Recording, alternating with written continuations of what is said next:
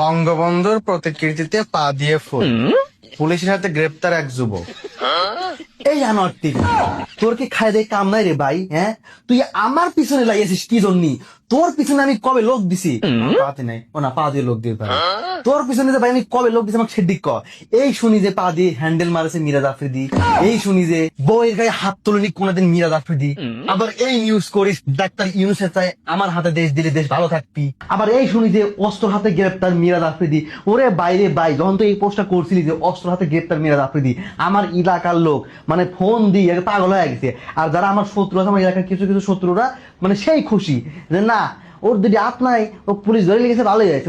ওরে বাইরে ভাই, তুই যে আমার পিছনে কি জন্য লাগিয়েছিস? এই হুমন্দির কিছু কিছু ছবি এডিট দেখি, অনেক মানুষই আছে যারা সত্যি মনে হয় যে আমার পুলিশ ধরে লেগেছে, নয় পুলিশের হাতে আমি গ্রেপ্তার হয়েছি, বুঝেছেন ভাই? আমি তোকে এই যে হাত জোর করতেছি, সরি পাও জোর করতেছি, তুই ভাই আমাকে ক্লিয়ার কোনো পোস্ট করিস নি ভাই। তুই যেভাবে পোস্ট করিস অনেকে ভাবে যে এটি রিয়েল।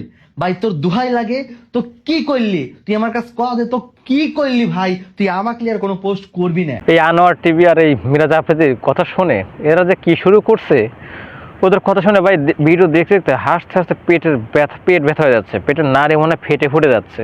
সত্যি অসাধারণ অসাধারণ হচ্ছে।